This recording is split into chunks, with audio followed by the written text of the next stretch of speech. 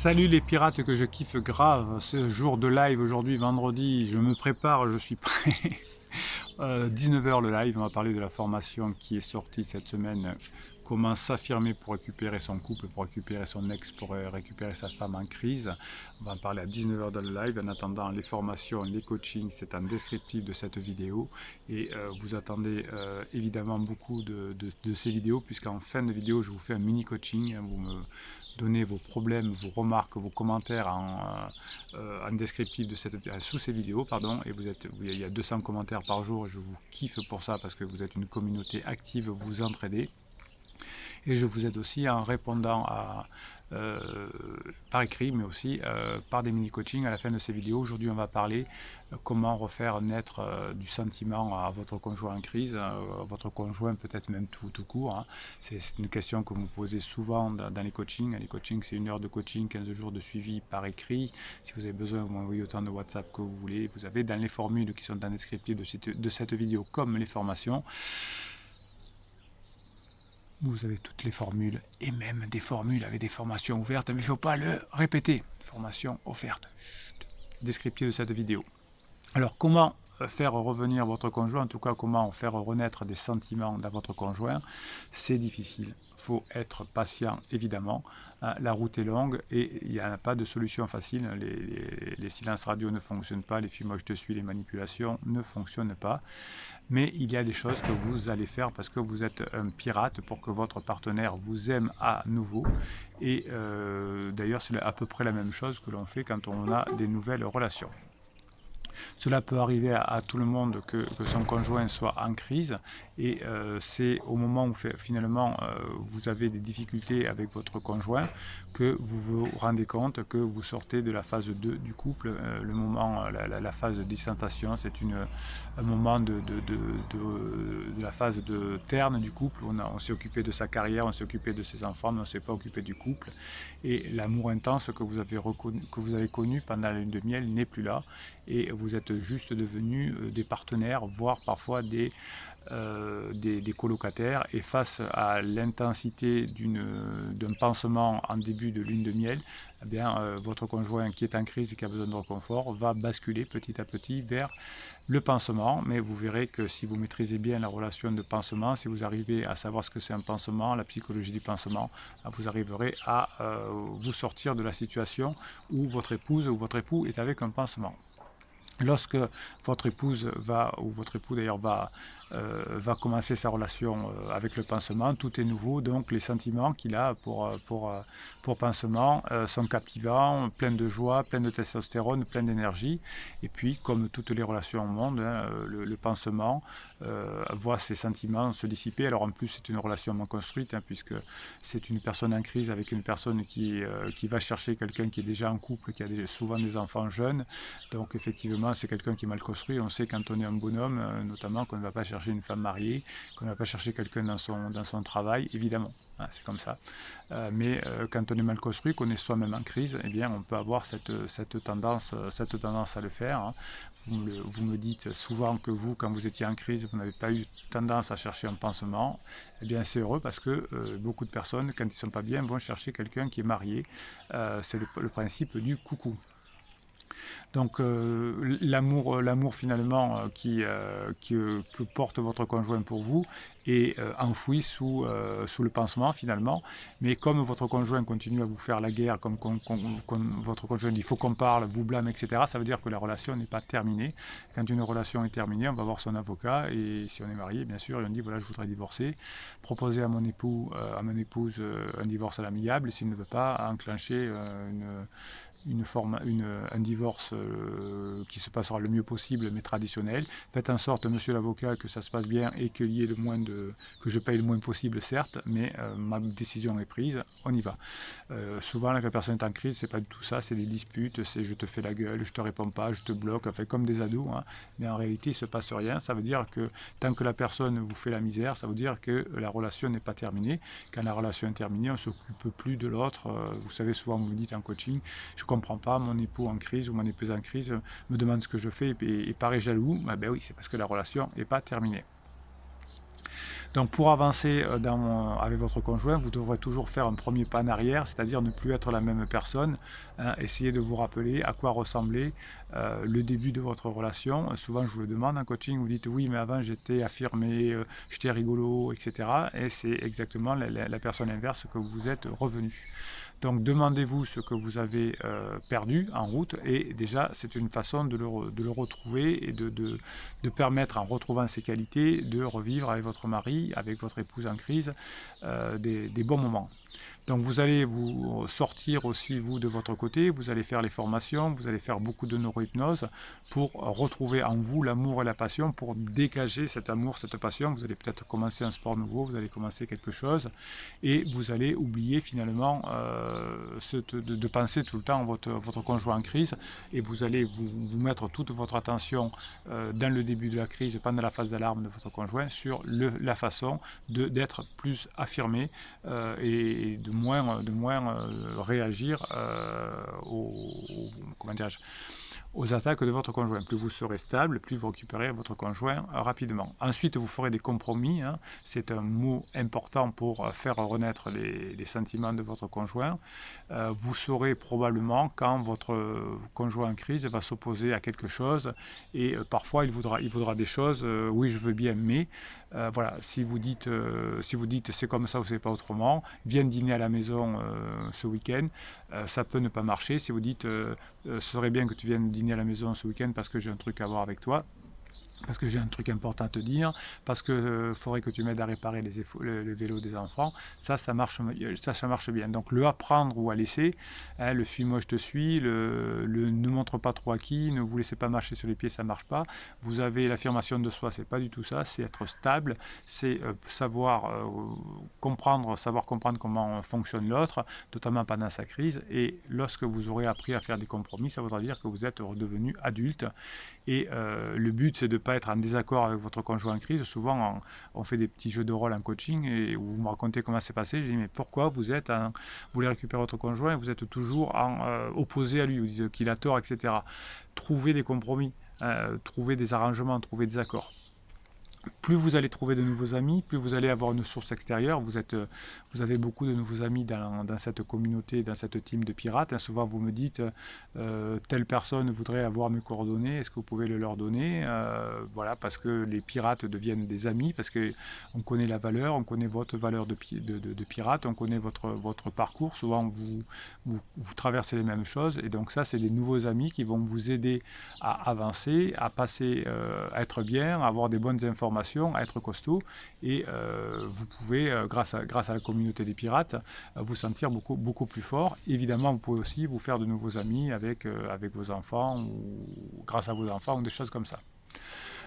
Faites des nouvelles passions, ça vous permettra d'abord d'avoir une meilleure énergie, de rencontrer d'autres personnes et d'avoir des choses à raconter à votre conjoint quand vous le verrez. Oh là, tu sais que je me suis mis à courir et l'autre jour j'ai découvert une petite chapelle là dans la campagne que je ne connaissais pas. Et vous parlez de la chapelle, oui, tiens, à l'occasion je te la montrerai, etc. Vous pouvez, avec votre conjoint, pour faire renaître des sentiments, jouer à des jeux, hein, pas au Monopoly, pas au Scrabble, mais des jeux marrants, des petites devinettes, des taquineries, des batailles verbales. Tout ça, c'est très bien. Hein, ayez de la répartie, taquinez-vous. Hein, ces petits jeux d'esprit vont vous aider à recréer du lien parce que vous allez finir par des éclats de rire. Alors évidemment, c'est pas des blâmes ou des oppositions, c'est au contraire des moments forts entre vous où vous allez vous taquiner. Si vous êtes honnête, ça sera aussi un élément essentiel des sentiments qui vont renaître chez votre conjoint. Si vous le manipulez par des silences radio ou des fuis-moi je te suis ou des choses comme ça, eh bien ça ne marchera pas. Au moment du point d'inflexion, eh bien la personne se rappellera que vous avez été honnête, que vous n'avez pas disparu à un certain moment, que vous n'avez pas essayé de le manipuler, que vous n'avez pas essayé d'en profiter, etc. etc. Tout ça va vous permettre finalement de montrer que vous êtes ouvert 100% avec votre partenaire, que vous êtes capable de vous ouvrir avec lui ou avec elle, que vous êtes stable, que vous ne la mettez pas mal à l'aise par des silences radio, des choses comme ça. Vous dites que des choses finalement qui vont vous permettre de vous rapprocher. Plus vous aurez de confiance en vous, d'affirmation de vous, plus vous ferez confiance à votre partenaire, plus ça facilitera le retour de ces sentiments pour vous. Hein. Demandez-vous parfois pourquoi surtout vous n'aimez plus quelqu'un, mais certainement qu'il ne vous faisait plus confiance ou que vous n'aviez plus confiance en lui. Donc c'est souvent pour ça que vous avez peut-être arrêté une relation précédente. Eh bien vous, si vous montrez que la personne peut avoir confiance en vous, eh bien ce sera beaucoup plus facile. Plus vous aurez de communication, c'est-à-dire que plus vous aurez des objectifs communs, vous en parlerez de ces objectifs communs, que ce soit au départ pour les enfants, pour la maison ou des choses comme ça, plus vous allez parler honnêtement, même de sujets simples, de la météo, du badinage, etc., plus vous aurez des moments agréables avec de l'humour et du badinage, ben plus vous récupérez votre conjoint et vous allez retrouver votre couple évidemment, hein, quand vous serez à nouveau en train de passer des bons moments, à siroter une bière, un verre de vin, un thé chaud ou je ne sais pas quoi, à passer des bonnes soirées ensemble. Donc commencez à vous préparer là-dedans, commencez à redéjeuner ensemble, à redîner ensemble, à boire des cafés ensemble, quand votre conjoint vient chercher un enfant si vous n'êtes plus ensemble, le soir après une journée de travail, même si votre conjoint part chez Pansement, vous vous en foutez, hein, vous faites des premiers pas, c'est à vous de faire les premiers pas quand votre conjoint est en crise, et pour retrouver l'amour de votre conjoint dans la relation, vous allez repasser des bons moments ensemble, c'est comme ça que vous allez y arriver. C'est comme ça que vous allez reconstituer le cadre de la relation. Et si au contraire vous ne passez pas ces bons moments ensemble, si vous avez si vous communiquez que par texto, eh bien au fur et à mesure là, vous allez vous user la relation, vous allez vous voir de moins en moins, vous allez d'abord vous téléphoner, puis vous allez vous écrire des textos, puis vous allez finir par vous écrire des mails, et la relation va être difficile à récupérer. Donc plus vous vous verrez, plus vous passerez des bons moments ensemble, plus ce sera facile de faire renaître les sentiments de votre conjoint au moment, bien évidemment, à la fin de la phase plateau, au moment du point d'inflexion. Vous avez des mini-formations dans le descriptif de cette vidéo qui vous expliquent chacun des points à bien surveiller. Vous avez même des formations complètes sur les regrets, phase de regret et phase de retrouvailles. Donc n'ayez pas peur d'y aller à fond. Juste avant de faire le mini coaching que vous attendez tous, eh bien, je vais vous lire quand même quelques mèmes que vous m'avez envoyés sur Telegram. Et ensuite, bien, on se retrouve ce soir à 19h pour le live, mais avant, le mini coaching qui arrive dans quelques secondes. Donc vous retrouvez ces mèmes que vous m'envoyez sur WhatsApp la journée, je vous les mets sur le canal Telegram des Pirates, hein, qui s'appelle le canal Bruno Marshall, le canal des Pirates, et ça vous donne des coups de boost toute la journée. Lorsque vous dites oui aux autres, assurez-vous que vous ne dites pas non à vous-même. Oui, ça c'est un bon... on se dit oui à soi-même, à ses hautes valeurs, puisqu'on est des pirates, on a des hautes valeurs, hein, des valeurs pour la société, pour l'univers, pas des valeurs que pour sa gueule, comme disaient les... Moi j'en veux que pour ma gueule, disaient les personnes en crise. Tu dois devenir l'homme que tu es, fais ce que toi seul sais faire, deviens sans cesse celui que tu es, sois le maître, sois le sculpteur de toi-même. Ouais, par les formations, par les coachings, vous arrivez effectivement à être le sculpteur de vous-même. Le plus bel héritage qu'un parent puisse laisser à son enfant est un peu de temps chaque jour. Et oui, et oui, et oui, et oui. Donc sauver votre famille, ça vous permettra de passer du temps avec vos enfants chaque jour et non pas une semaine sur deux, comme le veut votre conjoint en crise qui croit que le problème vient de vous. Le temps qui nous reste à vivre est plus important que toutes les années écoulées. Oui, tout ce que vous travaillez sur vous, toutes les formations que vous faites, tous les coachings que vous faites, eh bien, ça vous aide à vous projeter dans un avenir heureux. Ce n'est pas parce que les choses sont difficiles que nous n'osons pas, c'est parce que nous n'osons pas que les choses sont difficiles. Vous savez que c'est une phrase que j'adore, que j'ai mis dans mon cabinet de formation, puisque j'ai aussi un cabinet de formation créé en 2003 pour la formation professionnelle. Et hop, il est dans une des salles. Allez, maintenant, le moment que vous attendez tous, la réponse à vos commentaires et les mini-coachings. Allez, message de Saint-Anza. J'ai bien l'impression, Bruno, que le badinage fonctionne mieux que le silence radio, ça c'est sûr.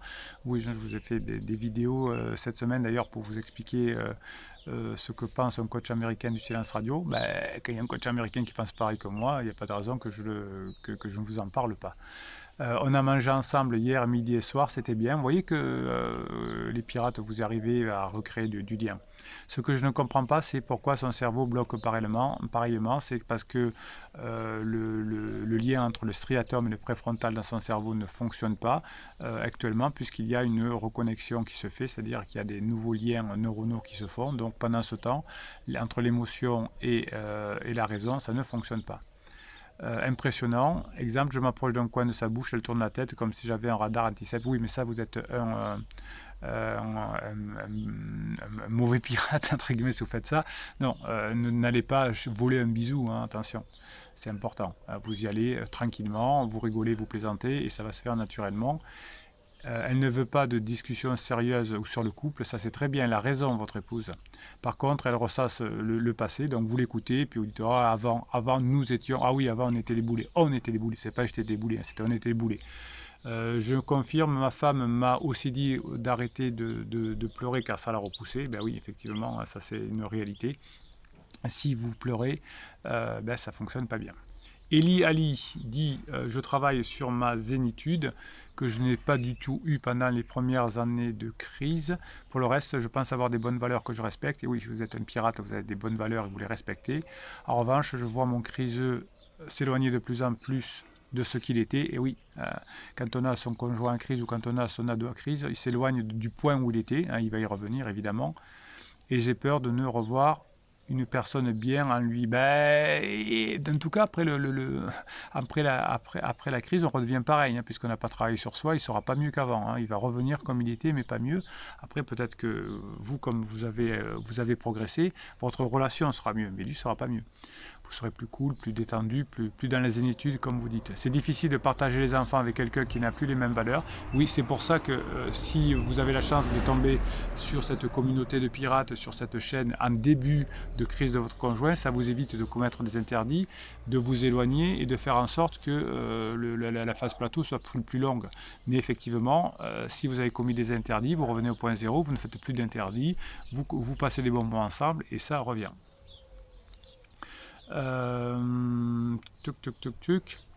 Ça dure cette crise, pansement et tenace. Oui, chaque fois que vous allez vous améliorer, la relation avec pansement va diminuer. Tous les moyens sont bons pour elle. Et oui, un pansement n'a pas confiance en lui non plus, donc il est obligé de manipuler. Toujours les réseaux sociaux et les photos pour me provoquer.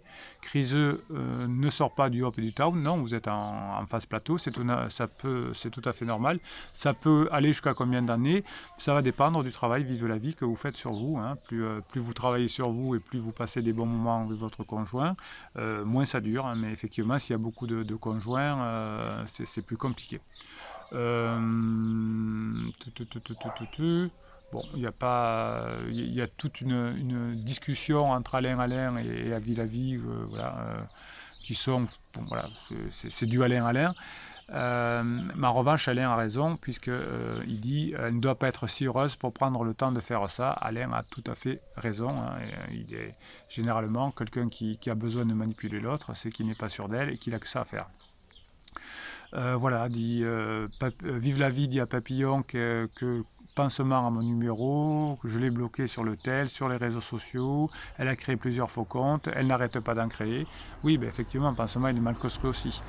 Elle appelle aussi avec des numéros que je ne connais pas, suivis par des messages, appel à 5h du matin, minuit, etc. Ouais, bon, vous voyez que leur relation n'ira pas très bien, et bien sûr, vive la vie, dit Papillon, pansement de compétition pas bien à sa peau, et oui, bon, vous avez pas, voilà, vous avez le pansement que vous ne méritez pas parfois. Hein. Des fois, je dis à mes clients, bah, il n'est pas terrible le pansement de votre mari, vous mériteriez un pansement mieux, hein, parce que souvent, les pansements ne sont pas terribles. On voit que là, le pansement du mari de la vie d'avis n'est pas terrible. Et donc, vie la vie, voilà, vie la vie. Bah écoutez, hein, cette relation se terminera. Si vous faites ce qu'il faut, si vous êtes patiente, si vous faites les formations, les coachings, évidemment, ça va vous aider à tenir le coup. Mais si vous faites ce qu'il faut, ça va fonctionner. Voilà, on se retrouve pour le live à 19h. Je suis à fond. En attendant, mettez les pouces en l'air, mettez les commentaires. On parle de la formation s'affirmer ce soir dans le live apéro de 19h. En attendant, Bruno Marchal, il vous dit à très bientôt.